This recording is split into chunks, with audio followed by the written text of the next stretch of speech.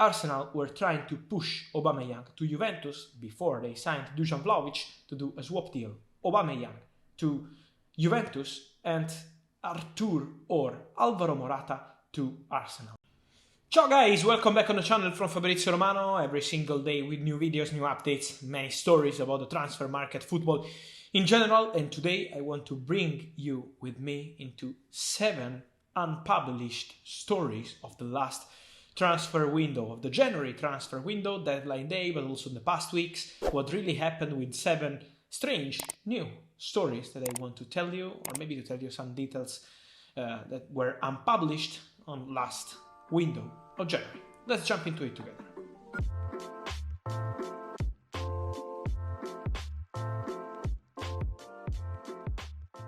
And so guys, let's start with Mauro Icardi, because the night before the deadline day, we had rumors about the possibility of Mauro Icardi to join Barcelona in a swap deal with Ousmane Dembélé. From what I'm told, when Barcelona were exploring the possibility to do a swap deal with Paris Saint-Germain, the answer from Mauro Icardi's side was very clear. He had no intention to leave Paris Saint-Germain at all in January. So it was not about Barcelona or any other club, because for example, at the end of December, Juventus approached Mauro Icardi, but the player was not 100% open on leaving the club in January. So Icardi wanted to stay at Paris Saint-Germain, he had no plan to change, and so for Barcelona, for Juventus, it's true that there were contacts, but on Mauro Icardi's side, the answer was always the same: no, thanks, I want to stay at Paris Saint-Germain and complete the season as Paris Saint-Germain player. So this is why nothing happened on Mauro Icardi's side, in particular on deadline day with Barcelona. The second story I want to tell you is about Atletico Madrid, because we know that they signed Vaz as right back. They were looking for a replacement for Kieran Trippier, who joined Newcastle, but I can tell you that one of the most serious options they had in the list when they wanted to replace Kieran Trippier from Newcastle was Diogo Dalot, Manchester United right back. He was in Atletico Madrid list. They were exploring the possibility to sign him since months, also because before Ralf Rangnick's arrival at Man United, he was not in the plans of Ole Gunnar Solskjaer as a starter, and this is why he was open to leave the club with good possibilities. Borussia Dortmund were pushing since a long time to sign him, but Atletico Madrid wanted to sign Diogo Dalot on a permanent transfer in January. The answer from Manchester United was clear: absolutely no way. The player was untouchable, Ralf Rangnick trusts him and he is happy to stay. So this is why nothing happened between Atletico Madrid and Dalot, but it was a serious possibility for Atletico Madrid to replace Kieran Trippier. To go to our third story, guys, I want to tell you about Tanguy Ndombele, because he's been one of the names of the window. He was really close to join Paris Saint-Germain, but the deal didn't happen because Paris Saint-Germain wanted to do a swap with Tottenham, but Tottenham said no.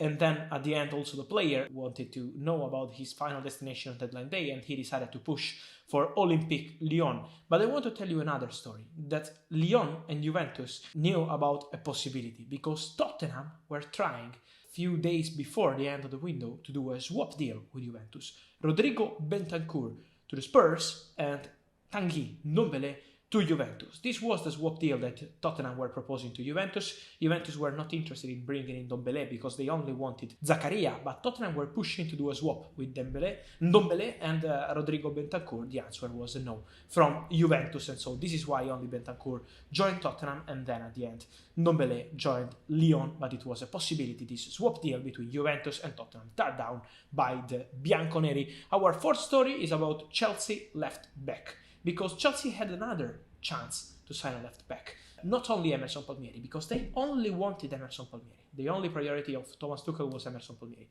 But they were offered 2 names. One was Loven Kurzawa from Paris Saint-Germain, but the answer from Thomas Tuchel was a no. He didn't want to sign Kurzawa, he wanted a different kind of player, and only Emerson Palmieri was his choice. This is why Chelsea didn't sign any single player. But also, another name discussed was Nicolas Tagliafico from Ajax. The point is, Chelsea were open to do a loan move at the beginning of January, but from Ajax, as they told Barcelona in the final days of the window, was not even a possibility. They only wanted to sell Tagliafico on a permanent deal. This is why nothing happened with the Argentinian left back, who stayed at Arsenal and will leave in the summer, but it was a chance for Chelsea that decided to go for him only on loan, and from Ajax the answer was a no. Then guys, talking about this boy Ousmane Dembélé, we had a lot of rumors about Man United offering 20 million euros and was not true, about Paris Saint-Germain one step away from signing him and was not true, but the real story we had in the final days of the deadline day, in the final hours, of the deadline day, was about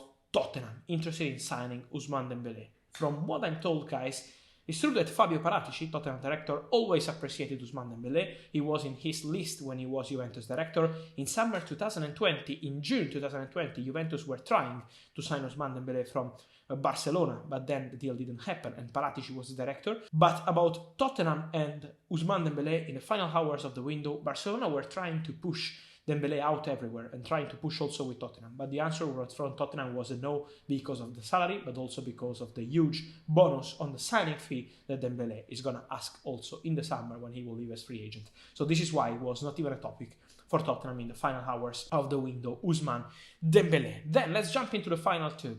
Aubameyang, he joined Barcelona from Arsenal, but I want to tell you something behind the scenes, guys. In the final week of the transfer window, Arsenal were trying to push Aubameyang to Juventus before they signed Dusan Vlahovic to do a swap deal.